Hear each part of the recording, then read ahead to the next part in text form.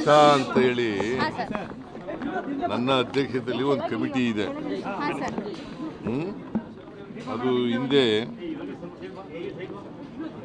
ಕೇಂದ್ರ ಪುರಸ್ಕೃತ ಯೋಜನೆಗಳನ್ನು ರಿವ್ಯೂ ಮಾಡಲಿಕ್ಕೆ ಒಂದು ಸಮಿತಿ ಇದೆ. ಆ ಸಮಿತಿ ಅಧ್ಯಕ್ಷ ನಾನು. ಒಟ್ಟು ಈ ಕೇಂದ್ರ ಪುರಸ್ಕೃತ ಯೋಜನೆಗಳು ಸುಮಾರು 67 ಯೋಜನೆಗಳಿದ್ದಾವೆ. ಅವುಗಳನ್ನೆಲ್ಲ ರಿವ್ಯೂ ಮಾಡಿದ್ದೀನಿ. ಒಟ್ಟಾರೆಯಾಗಿ ರಾಜ್ಯ ಸರ್ಕಾರ ಖರ್ಚು ಮಾಡ್ತಕ್ಕಂಥದ್ದು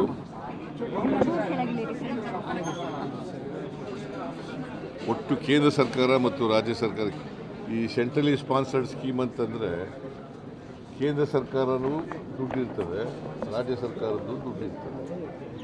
ಒಂದೊಂದು ಯೋಜನೆಗಳ ಮೇಲೆ ಡಿಪೆಂಡ್ ಆಗಿರ್ತದೆ. ಒಂದೊಂದು ಯೋಜನೆಗಳು 50-50 ಇರ್ತವೆ, ಒಂದೊಂದು ಯೋಜನೆಗಳು 60-40 ಇರ್ತವೆ, ಒಂದೊಂದು ಯೋಜನೆಗಳು 70-30 ಇರ್ತವೆ, ಒಂದೊಂದು ಯೋಜನೆಗಳಲ್ಲಿ ರಾಜ್ಯ ಸರ್ಕಾರ ಜಾಸ್ತಿ ಇರ್ತದೆ. ಈಗ ಫಾರ್ ಎಕ್ಸಾಂಪಲ್ ಒಟ್ಟು ಕರ್ನಾಟಕದಲ್ಲಿ ಸೆಂಟ್ರಲಿ ಸ್ಪಾನ್ಸರ್ಡ್ ಸ್ಕೀಮ್ಗಳಿಗೆ ಒಟ್ಟು ಖರ್ಚು ಮಾಡ್ತಕ್ಕಂಥದ್ದು 46,859 ಕೋಟಿ. 46,859 ಕೋಟಿ. ಕೇಂದ್ರ ಸರ್ಕಾರ ಖರ್ಚು ಮಾಡ್ತಕ್ಕಂಥದ್ದು 22,758 ಕೋಟಿ. ಕೇಂದ್ರ ಸರ್ಕಾರದಿಂದ ಬರ್ತಕ್ಕಂಥದ್ದು 22,758 ಕೋಟಿ. ರಾಜ್ಯ ಸರ್ಕಾರದಿಂದ ಬರ್ತಕ್ಕಂಥದ್ದು ಅದರಲ್ಲಿ 22,758 ಕೋಟಿ ರೂಪಾಯಿನಲ್ಲಿ 24-25ರಲ್ಲಿ 18,562 ಕೋಟಿ ರೂಪಾಯಿ ಮಾತ್ರ ಬಂದಿದೆ. ಇನ್ನೂ 4,000 ಚಿಲ್ಲರೆ ಕೋಟಿ ಬರಲಿಲ್ಲ. ಕೊಡ್ಲಿಲ್ಲಯ್ಯ, 4,000 ಚಿಲ್ಲರೆ ಕೋಟಿ ಬರಲಿಲ್ಲ. ಈ 46,000 ಕೋಟಿನಲ್ಲಿ ಕೇಂದ್ರ ಸರ್ಕಾರದಿಂದ ಬರ್ತಕ್ಕಂಥದ್ದು 22,000 ಕೋಟಿ. ಅಂದರೆ ಇನ್ನು 24,000 ಕೋಟಿ ರಾಜ್ಯ ಸರ್ಕಾರ ಖರ್ಚು ಮಾಡೋದು. 24,000 ಕೋಟಿ ರಾಜ್ಯ ಸರ್ಕಾರ, 22,000 ಚಿಲ್ಲರೆ ಕೋಟಿ ಕೇಂದ್ರ ಸರ್ಕಾರ.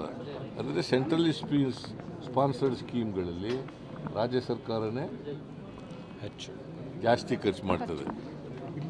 ಖರ್ಚಾಗಿರ್ತಕ್ಕಂಥದ್ದು ಒಟ್ಟು ಖರ್ಚಾಗಿರ್ತಕ್ಕಂಥದ್ದು 83%. ನಾನು ಅದಕ್ಕೆ ಅಧಿಕಾರಿಗಳಿಗೆ ಹೇಳಿದ್ದೀನಿ, ಮುಂದಿನ ಈ ವರ್ಷದಿಂದ ಅಂದರೆ 25-26ರಿಂದ ಈ ವರ್ಷದಿಂದ 100ಕ್ಕೆ 100 ಖರ್ಚು ಮಾಡಬೇಕು ಅಂತ ಹೇಳಿದ್ದೀನಿ. 83%. ಆ ಕಾರಣ ಏನು ಹೇಳ್ತಾರೆ ಅಂತಂದರೆ, ನಮಗೆ ಕೇಂದ್ರ ಸರ್ಕಾರದಿಂದ ಕೊನೆಯಲ್ಲಿ ಬಂತು ದುಡ್ಡು, ಫೆಬ್ರವರಿಗೆ ಬಂತು, ಮಾರ್ಚ್ನಲ್ಲಿ ಬಂತು, ಹಾಗಾಗಿ ನಾವು ಖರ್ಚು ಮಾಡೋಕ್ಕಾಗಲಿಲ್ಲ. ಮಾರ್ಚ್ನಲ್ಲಿ ಬಂದದ್ದು ಲ್ಯಾಪ್ಸ್ ಏನಾಗಲ್ಲ. ಆ ದುಡ್ಡು ಬಂದ ದುಡ್ಡನ್ನು ಈ ವರ್ಷ ಓಪನಿಂಗ್ ಬ್ಯಾಲೆನ್ಸ್ನಲ್ಲಿ ಇಟ್ಕೊಂಡು ಖರ್ಚು ಮಾಡ್ತೀವಿ ಅದನ್ನು. ಸೊ ಅದು ಬೇರೆ. ಬಟ್ 83% ಭಾಳ ಕಡಿಮೆ. 83%ನ್ನು 100% ಆಗಿ ಖರ್ಚು ಮಾಡಬೇಕು. ಕೇಂದ್ರ ಸರ್ಕಾರಕ್ಕೂ ಪತ್ರ ಬರೀಬೇಕು, ಕೂಡಲೇ ಬಿಡುಗಡೆ ಮಾಡಿ ಅಂತ. ಮತ್ತು ಇಲ್ಲಿರ್ತಂಥ ಮೆಂಬರ್ಗಳಿಗೂ ಕೂಡ ಹೇಳಿದ್ದೀನಿ. ಆ ಮೆಂಬರ್ಗಳು ಕೂಡ ಕೇಂದ್ರ ಸರ್ಕಾರಕ್ಕೆ ಒತ್ತಡ ಆಗ್ತಕ್ಕಂಥ ಕೆಲಸವನ್ನು ಮಾಡಬೇಕು. ಎಂ ಪಿಗಳಿಗೆ ನಾನು ಎಲ್ರಿಗೂ ಪತ್ರ ಬರೆದಿದ್ದೀನಿ. ಎಲ್ಲ ಎಂ ಪಿಗಳಿಗೆ, BJP-ಅವರಿಗೆ, ಕಾಂಗ್ರೆಸ್ನವರಿಗೆ, JDS-ನವ್ರಿಗೆ ಎಲ್ರಿಗೂ ಪತ್ರ ಬರೆದಿದ್ದೀನಿ. ಮೀಟಿಂಗು ಕೂಡ ಮಾಡಿದ್ದೀನಿ. ನಾನು ಕೇಂದ್ರ ಸರ್ಕಾರದ ಪ್ರಧಾನಮಂತ್ರಿಗಳಿಗೂ ಭೇಟಿ ಮಾಡಿದ್ದೀನಿ, ಅಮಿತ್ ಶಾನೂ ಭೇಟಿ ಮಾಡಿದ್ದೀನಿ, ಮತ್ತು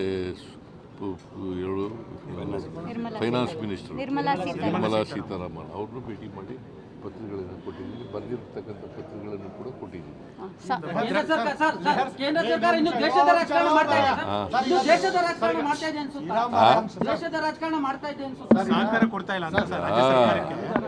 ನೋಡ್ರಿ, ನಾನು ಈಗ ರಾಜಕೀಯ ಮಾತಾಡಕ್ಕೆ ಹೋಗಲ್ಲ. ಕೊಡದೇ ಇರ್ತಕ್ಕಂಥದ್ದು ತಪ್ಪು. ಅವರು ಕೊಡಲೇಬೇಕು. ಕೇಂದ್ರ ಸರ್ಕಾರ ಎಷ್ಟು ಒಪ್ಕೊಂಡಿರ್ತದೆ ಅಷ್ಟು ಕೊಡಬೇಕು. ಅದು ಕೊಡದೇ ಹೋದರೆ ನಾವು ಮೇಲಿನ ಮೇಲೆ ಹೇಳ್ತಕ್ಕಂಥದ್ದನ್ನು ಮಾಡ್ತೀವಿ. ಗೊತ್ತಾಯ್ತಾ? ಸೊ ಇನ್ನೇನಪ್ಪ ದಿಶಾ ಕಮಿಟಿಲಿರುವಂಥ ಮೆಂಬರ್ಗಳು ಅವ್ರು ಯಾರು ಸಹ ಮೋದಿಯವರು ಇರ್ಬೋದು, ಕೇಂದ್ರ ಸಚಿವರ ವಿರುದ್ಧವಾಗಿ ಮಾತಾಡೋಷ್ಟು ಶಕ್ತಿ ಇರುವಂಥ ಮೆಂಬರ್ಗಳು ಯಾರಿಲ್ಲ. ಅಂಥವ್ರನ್ನ ನೀವು ಅಪಾಯಿಂಟ್ಮೆಂಟ್ ಮಾಡಿದ್ರೆ ಸರ್ ದಿಶಾ ಕಮಿಟಿ? ನಾನಲ್ಲ, ಅವರೇ ಈ ವಿಡಿಯೋ ನಿಮಗೆ ಇಷ್ಟವಾದಲ್ಲಿ ಲೈಕ್ ಮಾಡಿ, ಶೇರ್ ಮಾಡಿ, ಸಬ್ಸ್ಕ್ರೈಬ್ ಮಾಡಿ.